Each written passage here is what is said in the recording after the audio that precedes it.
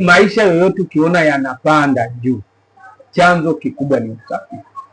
Ukiona yameshuka, chanzo kikubwa ni usafiri.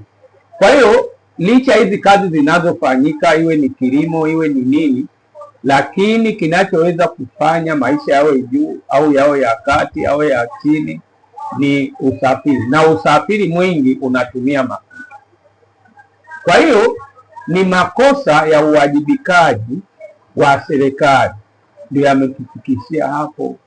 Najua kwenye nchi hizi za Afrika Mungu ametujalia tukapewa mali nyingi sana, hata mafuta yapo, lakini tazama awamu hii ya ngapi, hizo awamu zote watu walikuwa hawajashtuka kwamba kuna siku itatokea hii. Sasa nchi zetu za Afrika, hasa nchi yetu hii, inashughulikiaga matokeo badala ya kushughulika kuzuia chanzo.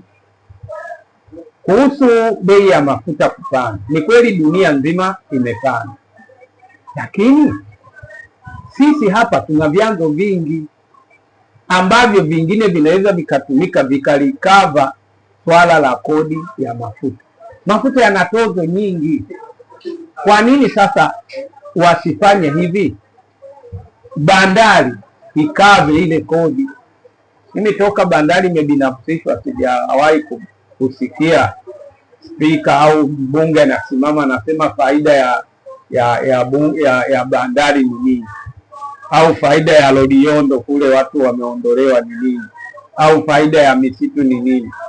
Kumbe mimi nilitegemea waziri wa fedha angesimama na kusema kuanzia leo watu wote wanaoingiza mafuta kuna tozo ziko karibu 20, basi zitozwe, ziondolewe hata 15. Hizi zingine mafuta bandari ifidie, rasilimali tulizopewa na Mungu zifidie.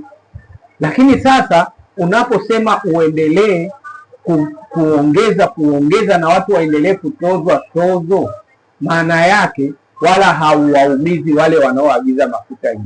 Unajua wanaoingiza mafuta hawana hasara. Hata watasema lita moja ni shilingi 10,000.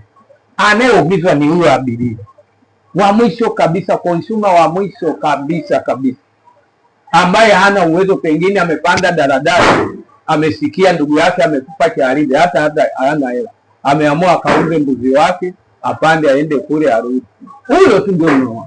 Sasa mtazamo wa serikali ungekuwa kwamba kila kitu kinapopanda wamwangalie mlaji wa mwisho, wamhurumie, kwa sababu hata huko madarakani ni hawa watu wa chini ndio walipigia kura wakakuweka, au kama hawakukupigia, lakini watu wengi unaowaongoza ni watu wa chini. Kwa hiyo unaposema mafuta yapande, maana yake umemgusa kila kitu. Hii haiwaumizi wanasiasa kwa sababu hao tayari walishajirimbikizia mali. Kwa hiyo ni kwa upande wa mtazamo wa kawaida, lakini katika mtazamo wa kiroho, sisi ambao tunaangalia kutoka rohoni, hizi ndio nyakati za mwisho, na hizi ni dalili tu za hitimisho la mwisho wa dunia, kwa sababu hii vita sio ya mtu mmoja. Hii vita inaenea.